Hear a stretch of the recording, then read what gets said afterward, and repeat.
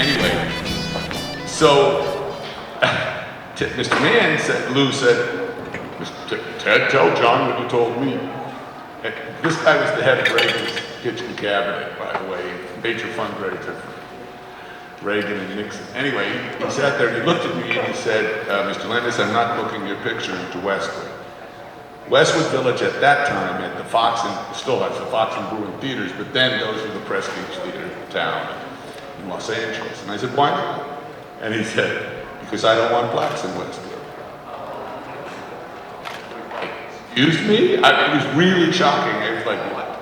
Turned out around the country, exhibitors saw this movie and felt no white people would go see it. That it was somehow a black movie, and it was just so bizarre. It was like, huh? You know, but Princess Leia's in it, you know? It was like, it was sort of what? And again, it goes back to the music and John McDaniel's passion for the music. At that time, it was all ABBA and the Bee Gees, and you know, most of it's a long story, but basically I was told, okay, forget the road show, cut it. Lou was like, so we made glyphs in the movie.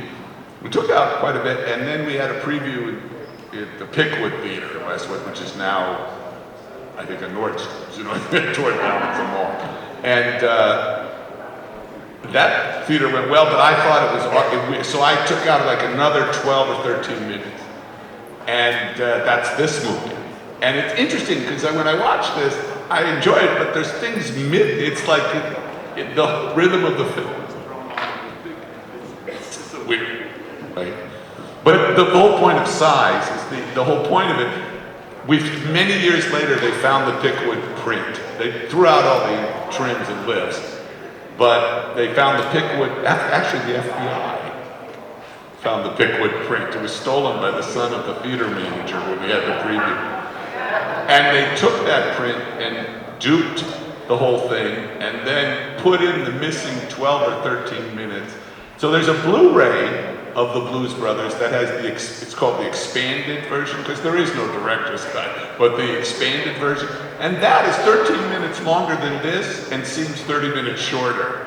It really does. It does. I was watching it the other day, and it's weird though, but watching the Blu-ray the other day, and look, the Blues Brothers is on TV twice a day on every cable network, it feels like.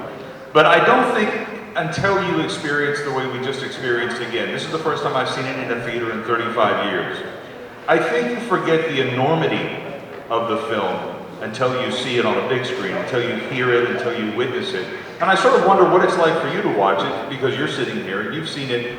I guess you saw it a couple of years ago in the theater. That's the last. I hadn't seen it for like 20 years, and then I saw it 2 years ago in Melbourne, Australia, where it was a long story, but there was a theater called the Valhalla Cinema, where the Blues Brothers played every midnight, every Friday and Saturday for 26 years. What was interesting about it, it became like Rocky Horror. They had a whole ritual with it. So as part of a retrospective of mine, they filled this huge theater, twice the size of this. There had to be 700 Jake and Elwoods, about 30 nuns. How many Nazis? About 20, and there were 30 Chicago cops and 40 Illinois state troopers. There was even a guy as a Lake Wasapamani cop. I mean, it was, I just want to know how the guys dressed as the Nazis got there. That's really all I want to know. They had a whole thing with the movie. There was dry white toast flying in the air. They were all dancing. They had a whole thing. It was pretty enjoyable, but that was last time. But what is it like for you to watch it? Because I assume you have so many memories, but I also assume at some point that you might have post-traumatic stress disorder while you watch it as well. Well, no, whenever I see any of my movies, really, all I see are kind of the mistakes and the regrets and things I'd fix. And the things that amuse me in this still do. I mean, you said size.